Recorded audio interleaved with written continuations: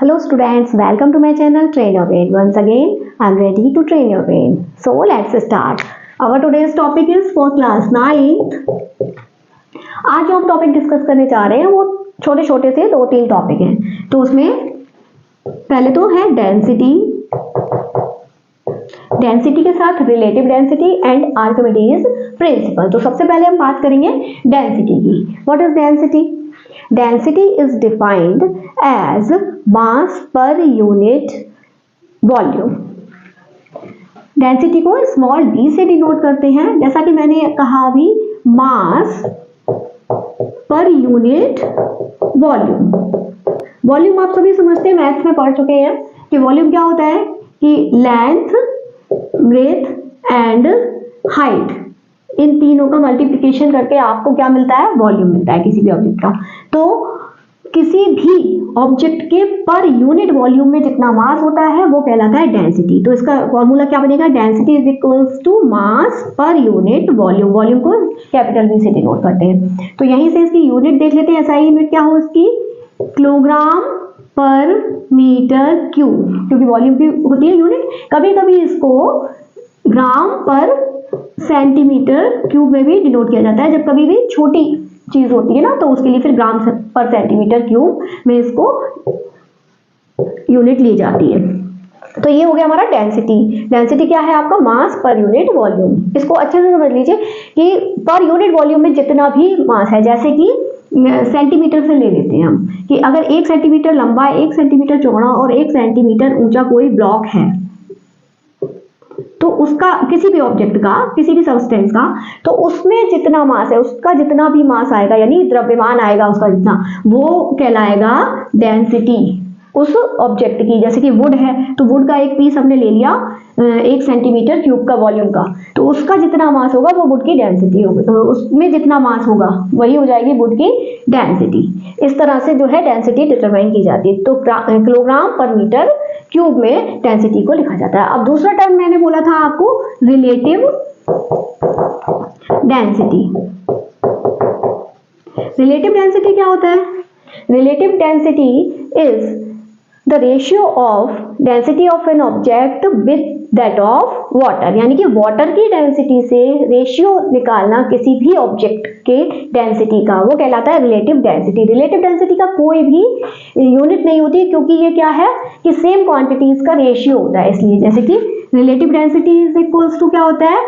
Density of a substance या object upon density of water. Water की density जो होती है वो 1000 किलोग्राम पर मीटर क्यूब, यानी कि 1 मीटर क्यूब का जो एरिया होगा, अगर 1 मीटर क्यूब का ब्लॉक में कोई पानी भरा है तो उसका वेट आएगा 1000 किलोग्राम। ठीक है। तो ऐसे ही गोल्ड की क्या होती है? कुछ इंपॉर्टेंट चीजों की आपको पता होनी चाहिए। 19,300 किलोग्राम पर मीटर क्यूब गोल्ड की होती है, और सिल्वर की होती है, ये गोल्ड की है, ये वाटर, और सिल्वर की होती है 10,800 किलोग्राम पर मीटर क्यूब। अब देखिए गोल्ड की से लेते हैं। अच्छा, किसी भी ऑब्जेक्ट की जो डेंसिटी है उसकी प्योरिटी भी डिटरमाइन करती है। कैसे? कि अगर कोई गोल्ड जो है, गोल्ड का पीस है 1 मीटर क्यूब वॉल्यूम का, उसका मास आना चाहिए 19,300 किलोग्राम, तो वो प्योर गोल्ड होगा। अगर उस गोल्ड में इम्प्योरिटीज मिक्स हैं तो डेंसिटी में चेंज आ जाएगा। तो प्योर गोल्ड के लिए आपको जनरली 19,300 किलोग्राम का गोल्ड एक साथ मिलना मुश्किल है। तो यहाँ पर हम इसको किलोग्राम सेंटीमीटर क्यूब में कन्वर्ट कर, सॉरी, ग्राम सेंटीमीटर क्यूब में कन्वर्ट कर लेंगे किलोग्राम मीटर से। यहाँ से आप ये भी समझ लीजिए, कन्वर्जन भी समझ लीजिए। जैसे कि गोल्ड की क्या है? किलोग्राम पर मीटर क्यूब है डेंसिटी। अब इसको हम ग्राम सेंटीमीटर क्यूब में कैसे डिटरमाइन करेंगे? तो क्या होगा? 19300 इंटू किलोग्राम को ग्राम में चेंज करते हैं तो क्या करते हैं? 1000 का मल्टीप्लिकेशन करते हैं, और मीटर को सेंटीमीटर में चेंज करते हैं तो 100 का मल्टीप्लिकेशन करते हैं। लेकिन यहाँ पर क्या है? मीटर क्यूब है तो 3 टाइम 100 का मल्टीप्लिकेशन यहाँ होगा। अब ये किस में हो गया?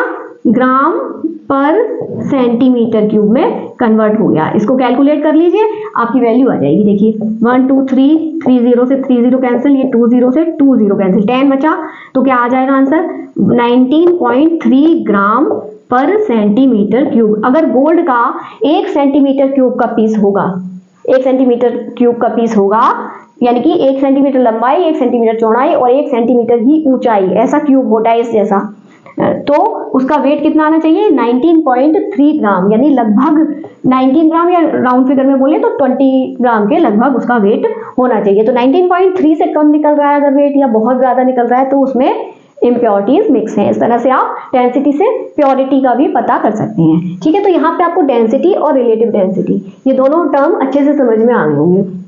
अब डेंसिटी से ही जो है वो लॉज ऑफ फ्लोटेशन चलते हैं। लॉज ऑफ फ्लोटेशन का मतलब,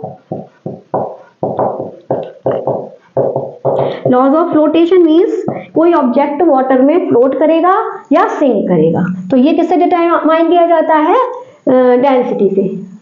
अगर डेंसिटी वाटर से ज्यादा है किसी भी सब्सटेंस की तो वो सिंक करेगा, और अगर वाटर से कम डेंसिटी है किसी भी ऑब्जेक्ट की तो वो फ्लोट करेगा। अच्छा, डेंसिटी जो है वो क्या है, बॉइंट फोर्स से रिलेटेड है। आपने जब मेरे साथ बॉइंट फोर्स वाला टॉपिक स्टडी किया इससे पहले वाले वीडियो में, तो उसमें क्या बताया था मैंने कि जब भी किसी ऑब्जेक्ट को या सब्सटेंस को वाटर में इमर्स करते हैं कंप्लीटली या पार्शियली, तो क्या होता है कि उस पर एक नीचे से अपथ्रस्ट लगता है। अपथ्रस्ट यानी अपवर्ड डायरेक्शन में एक फोर्स जो है वो फील होता है, वही कहलाता है बॉइंट फोर्स। तो वो जो बॉइंट फोर्स है वो कैसा होता है, ग्रेविटेशनल फोर्स से अगर कम है बॉइंट फोर्स, तो ग्रेविटेशनल फोर्स ज्यादा है तो क्या हो जाएगा, सिंक हो जाएगी ऑब्जेक्ट, यानी कि डेंसिटी ऑब्जेक्ट की ज्यादा है वाटर से, तभी तो सिंक होगा ना। डेंसिटी ज्यादा है तो ग्रेविटेशनल फोर्स भी उस पर ज्यादा अप्लाई होगा और ऑब्जेक्ट सिंक हो जाएगा। इसी तरह अगर ग्रेविटी इक्वल है किसके, बॉइंट फोर्स की, तो वो फ्लोट करता रहेगा वाटर की सरफेस पर, या फिर कम होनी चाहिए डेंसिटी उस ऑब्जेक्ट की, किससे, वाटर से, तो वो ऑब्जेक्ट जो है वो सिंक करेगा, क्योंकि ग्रेविटेशनल फोर्स उस पर कम लग रहा है, क्योंकि उसका मास कम है। ठीक है, तो इतनी बात यहाँ से आपको ये अच्छे से समझ में आ गई होगी, लॉज ऑफ फ्लोटेशन भी। अच्छा, अभी जो बात हुई ना कि किसी ऑब्जेक्ट को जब भी हम वाटर में इमर्स करते हैं या किसी भी लिक्विड में आप इमर्स करेंगे यानी डुबाने की कोशिश करेंगे, तो क्या होता है उस पर एक बॉइंट फोर्स जो है वो एक्सर्ट करता है वाटर या लिक्विड।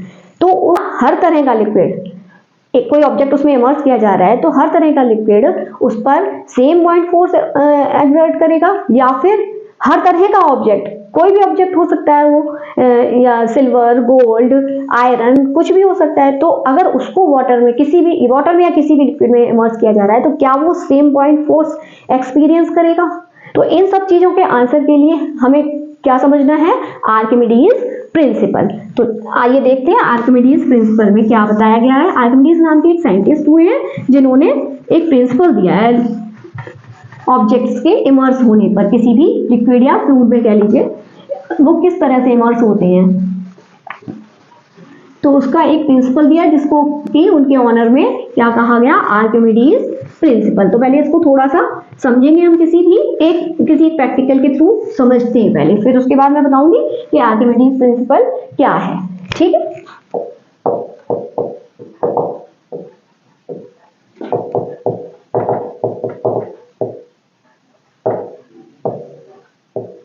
आर्किमिडीज प्रिंसिपल देखिए, जब भी मान लीजिए आपने किसी एक बीकर में वाटर लिया और आप एक लेंगे क्या, स्टोन पीस ले लेंगे, पत्थर का टुकड़ा ले लेंगे, तो वो स्टोन पीस जो आपने लिया है उसको एक टाई करेंगे आप थ्रेड से, और उसको फिर आप एक स्प्रिंग बैलेंस से यहाँ फिक्स कर देंगे इस तरह से। ये स्प्रिंग बैलेंस हो गया, ये इसका स्केल हो गया। ठीक है, स्प्रिंग बैलेंस से लटका देंगे, तो जो कुछ भी जितना भी इसका जो है वेट होगा उतनी रीडिंग यहाँ पर आ जाएगी स्प्रिंग बैलेंस में। अब आप क्या करेंगे, इसको इमर्स करना शुरू करेंगे, इस पत्थर के टुकड़े को वाटर में इमर्स करना शुरू करेंगे आप। तो आप क्या देखेंगे कि जैसे जैसे आप इमर्स करना शुरू करते हैं ये पत्थर के टुकड़े को वाटर में। जैसे आपने हल्का सा यहाँ डाला तो क्या होगा, रीडिंग जो है इसकी स्प्रिंग बैलेंस की, वो क्या होगा, धीरे धीरे रिड्यूस होगी। और जैसे ही ये सिंक होता जाएगा और तो यहाँ जो है रीडिंग रिड्यूस होती जाएगी धीरे धीरे करके। और जब पूरी तरह इमर्स हो जाएगा, यानी कंप्लीटली इमर्स हो जाएगा जब ये वाटर में, तो उस फिर रीडिंग जो है चेंज नहीं होगी, फिर एक जगह फिक्स हो जाएगी। यानी कि इस पर जो बॉइंट फोर्स नीचे से अप्लाई हो रहा था, वो जैसे जैसे पूरा इमर्स हो गया पॉइंट फोर्स बढ़ता गया, और जब पूरा इमर्स हो गया तो पॉइंट फोर्स जो भी उस पर अप्लाई हो रहा है वो फिक्स है। तो जितनी रीडिंग में कमी आई है उतना ही पॉइंट फोर्स इस पर अप्लाई हो रहा है उस लिक्विड या फ्लूइड के द्वारा, किस पर, सॉलिड पर। ठीक है, तो या फिर अगर आपका ये वाटर है जो वो ऊपर तक भरा हुआ है मान लीजिए बीकर में, तो क्या होगा कि कुछ वाटर निकल के यहाँ पे आप दूसरा एक कोई टब सा लगा दीजिए या छोटा सा बैटरी डिश वगैरह लगा देंगे, तो क्या होगा, जितना ये जो है इसमें पत्थर का टुकड़ा डूबा है ना, तो वो जितना भी स्पेस इसने लिया है तो उतना ही वाटर निकल के कहाँ आ जाता है, आपकी बैटरी डिश में आ जाएगा। तो इसमें अगर आप इस वाटर को का वेट लेंगे, वेट यानी स्प्रिंग बैलेंस से ही वेट लेना है, ये मैं आपको वेट और मास में समझा चुकी हूँ। तो जब आप इस बैटरी डिश से वेट लेंगे, बैटरी डिश के वाटर का वेट लेंगे स्प्रिंग बैलेंस से, तो जितना वेट आया होगा इस वाटर का उतना ही पॉइंट फोर्स इस पत्थर पर, यानी कि इस पत्थर के टुकड़े पर ये फ्लूइड जो है वो एक्सर्ट कर रहा है। यही होता है आर्किमिडीज प्रिंसिपल।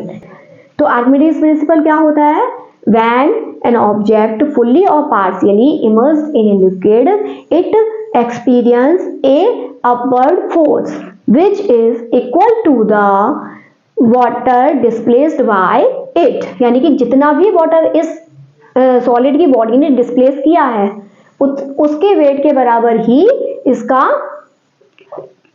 पॉइंट फोर्स का वेट हुआ। तो ये किस प्रिंसिपल से पता चला हमें, आर्किमिडीज प्रिंसिपल से। आर्किमिडीज प्रिंसिपल के कुछ एप्लीकेशंस भी हैं।